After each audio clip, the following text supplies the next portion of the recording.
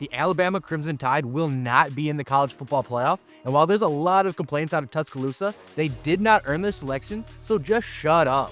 I'm certainly disappointed that we weren't one of the 12 selected. How's it going today? My name is Jesse McNamara, and welcome to Point of View. Before we get into it today, I just want to say we always appreciate your feedback. I look forward to reading your comments like the one we've got here. Also, be sure to stay tuned to the end of this episode to see if you can guess today's trivia question down below.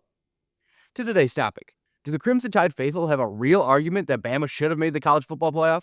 I understand it feels weird to leave them out of the expanded 12-team format when they were selected to the 4-team playoff in 8 of its first 10 years of existence, but they simply didn't deserve to be a part of that group this year for a number of reasons. First, I need you to know that I get the arguments in favor of the Tide.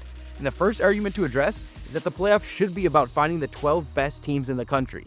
The Tide undoubtedly have more NFL players on their roster than many of the teams that made the playoffs, which is a fair argument that the team is better than some of those ahead of them. My problem with that is if we were to determine the CFP based on roster talent and projections for the future, then we might as well not even play the games.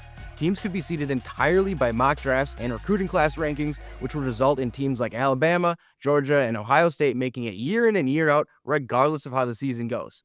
I don't know about you, but I want the regular season to still mean something. And that brings me to the next argument, which is if wins and losses matter so much more than strength of schedule, then what's the incentive to schedule tough out-of-conference opponents? After all, only 2 teams that made the playoffs have equal or more top 25 wins than the Tide, and that's Oregon and Georgia. Texas, SMU, and Indiana didn't collect a single top 25 win, and SMU and Indiana only played one such game and each lost. And that's got head coach Kalen DeBoer wondering if they should change their strategy when it comes to scheduling non-conference games. Here's what he had to say about that on Sunday when asked if he thought the committee valued their schedule. I want to play competitive games. We want to play in the best games, and I understand how I didn't feel like that. It definitely wasn't rewarded. It felt like with our schedule and the wins we had against teams that were ranked or now ranked or even ranked at the time, because there's I think even like an LSU at the time was ranked and isn't anymore. I know we got some what you consider higher profile games against programs that traditionally have been very successful. We want to be a part of that. We want that to happen. That's the exciting thing about college football, is being in as many big games as possible. We don't want to back down to that. We want to be a part of it, and that hopefully will be rewarded down the road. I hear you, Coach. I really do. And it might be the best argument the Tide have. But the games against ranked opponents weren't the issue this season. It was the losses to Vanderbilt and Oklahoma, who finished 12th and 13th in the SEC. And in the case of the Oklahoma game, Bama didn't reach the end zone a single time. So spare me the ranked wins argument, because if you win just one of those games against mediocre teams, none of this is an issue. While SMU and Indiana didn't play difficult schedules, they each had one regular season loss, and SMU shouldn't be punished for losing in their conference championship.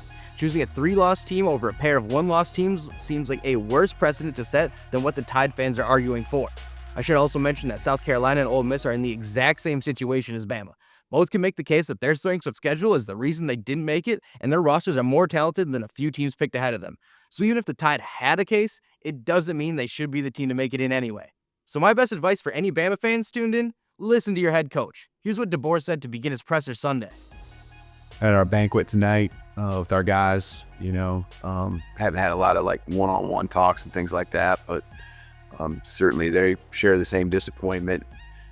But also looking forward to what lies ahead with our bowl opportunity, and obviously hoping that it's going to be more than one game, but we got one more game together and going to make the most of it, whether it's this season, the 2024 team, or just building on it and preparing for the future and being better because of the opportunities we get here in the next couple weeks.